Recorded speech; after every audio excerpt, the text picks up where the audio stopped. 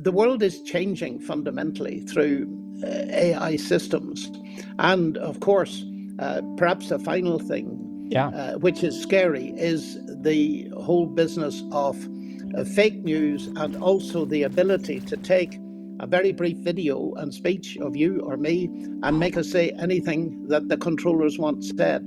Yep. And that could lead to the greatest deception that the world has ever seen. Ladies and gentlemen, welcome back to the channel. We got Sean McDowell and Dr. John Lennox talking about a few very, very concerning things concerning artificial intelligence. John Lennox breaks that down. Let's roll it at the back end. I'm gonna give you my thoughts. Let's go. Let's jump right in. At the beginning of your book, you talk about a number of concerns people have about artificial intelligence, such as ethical considerations being outpaced by technology, the idea that AI robots will take over the world.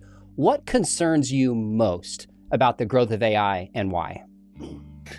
There are several things that concern me about the growth of AI, and they cover quite a wide range. Firstly, we're talking about the AI that actually is working. As most of the people watching us will know, there are two kinds of AI. There's the AI systems that do one and only one thing that normally requires human intelligence. So it's called artificial intelligence. It's not real intelligence.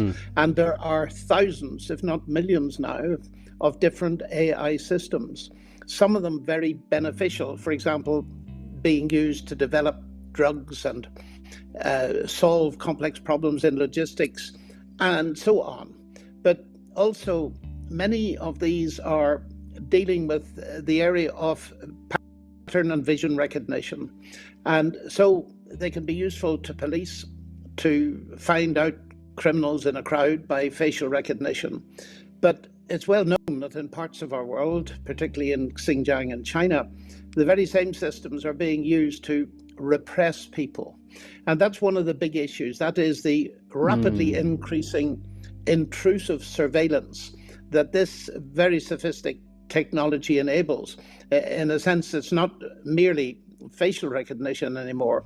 They can recognize you by your gait, in other words, from the back. And you hear stories about factories where if you're not smiling coming in, the door will not unlock, because the thing is trained on your face to see if you are like that. And in some schools it's being used to see if children are bored, or if they're recalcitrant, or if they're annoyed, or if they're happy. So we're entering a new regime of intrusive surveillance that is being used by an increasing number of governments. So that's one side of it. Another side of it that's cropped up recently is AI, particularly ChatGPT, and these bots that become companions of people. And what they often do is simply reflect the inner goings on in the minds of the people who are consulting them. And that's all very well if you're just asking for information. But folks are treating these bots almost like interaction with individuals. And we're now hearing about AI-induced psychosis, because those interactions start messing up with the brain. If everything you say is reinforced by an AI, it will reinforce your delusions. And that's crazy. How many of you guys use ChatGPT for a lot of things? I know I do. I use it. I actually use Gemini. And it's helpful. My washing machine breaks down. My car breaks down. I got a leak somewhere in the house. ChatGPT or Gemini for me. Like, how do I fix this? But is it getting out of control? You drop your comments below. Do you use ChatGPT or anything like that to help you out? I want to know. So it has been recognized by the medical profession that this is a very serious threat to human stability. So that's another one.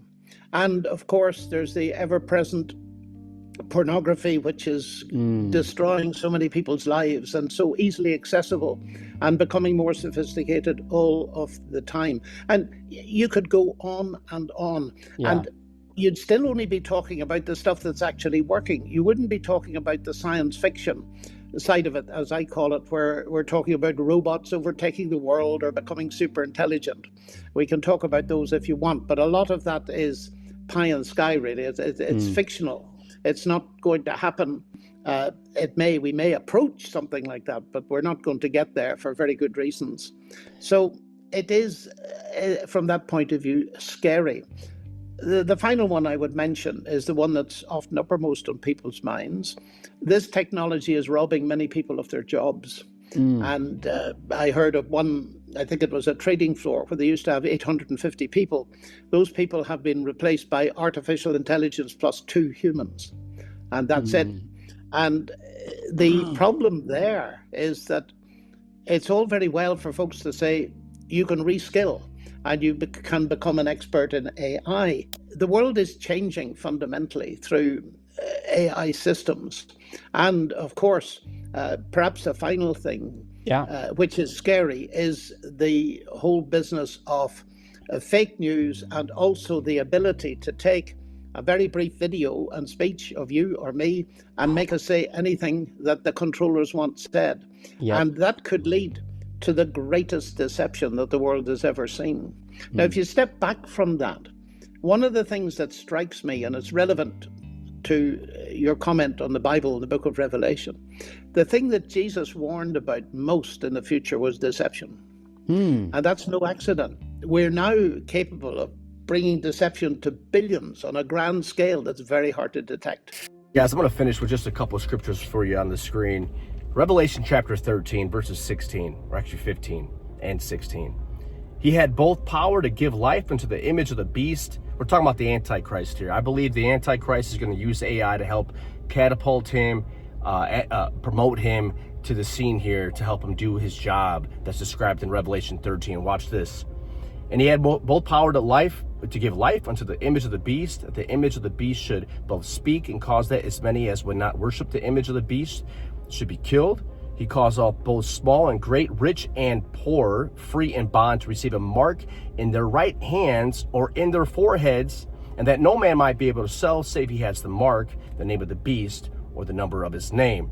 Here is wisdom. Let him that has understanding count the number of the beast versus the number of the man, 666. Listen, all I'm saying is this isn't a scare tactic, but just be careful.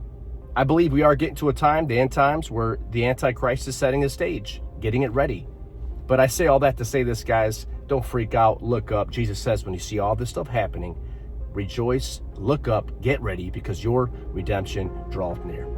All right, guys, hope you like this clip reaction. If you like it, share, comment, subscribe, all that good stuff. I'll see you in the next one.